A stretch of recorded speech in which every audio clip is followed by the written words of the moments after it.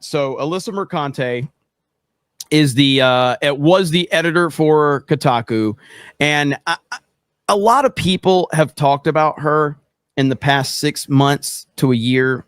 I have talked about her a little bit. I find her to be incredibly just not entertaining to talk about. She's no Frosk. No. Frosk was entertaining. Mm-hmm. Bring back Frosk. Okay, she was far better to roast. Yeah. Alyssa Mercante clearly wanted the attention that she was getting, and that's why I did not want to really talk about her, because she reveled in it. Now, even though we knew that she was destroying her brand and her company the whole time, she clearly enjoyed the reaction she was getting. And whereas Frosk didn't. But I miss Frosk. So I don't know where you're at, Indiana Black, because I think that's her name. But we would love to have you on Geeks and Gamers, Indiana Black, Frost, because you're actually entertaining. Right. But let's talk about this. So, Beardo, read what she has to say right here. Yeah, so this, I don't know, maybe she typed this up in her notes, I guess, because it was too many characters. Work news. After exactly 2 years, I've decided to leave Kotaku and my role as senior editor. I'm eternally grateful for Kotaku's editorial team and all that they taught me during the time there. They are some of the best in the business, sure. And I will be forever proud to have shared a masthead with them.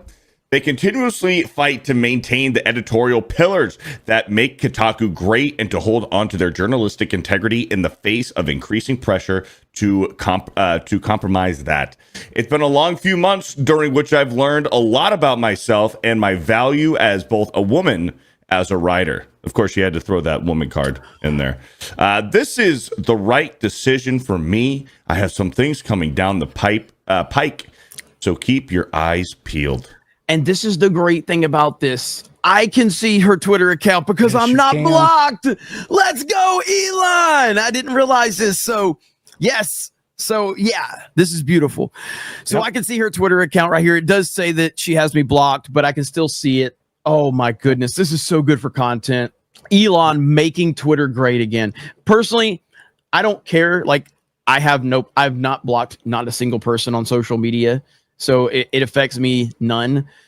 Yeah. But the people that have me blocked, oh, this is great right here. So I'm happy about this. Now, do we think she was fired or do we think she quit? Oh, she was forced out. She had two options. It feels that way. It feels that way. It's the good old mutually agreed to part ways, which means we're going to give you the opportunity to walk away right now with your integrity. But if you don't, we're going to fire you. Yeah. That's what it is. Absolutely. Yeah, I'm honestly leaning more towards she walked, but I honestly, because one of the things she mentions is that she did this, and this decision they came to this decision before all the layoffs happened, and that feels kind of odd. Like maybe she knows something about the state of Kotaku that, obviously she can look at the numbers, directly. So I almost wonder if she's kind of jumping a sinking ship, but she can't admit that because then she'll get blamed for the failure of Kotaku. Because I don't think they're going to survive much longer. I just don't think I don't think they can at this point. So no, not at all. I mean, I personally, and again, all we can do is speculate on this, but I personally do think that she was told to leave because she was a cancer to their brand. And if you remember, what was this 6 months ago where Kotaku tried to make a shift in their business model to go with Let's Plays and game guides and things like that. And people like Alyssa Mercante and others basically revolted, said, no, we need to give our opinions on social topics and blah, blah, blah, blah, blah. And they had to back off of that idea. That would have been a good move for them. Yeah. But people like Alyssa Mercante didn't want to play video games for a living. And so they had to back off of that really quickly. And they did. They bent the knee to this nonsense, and it did not benefit them at all.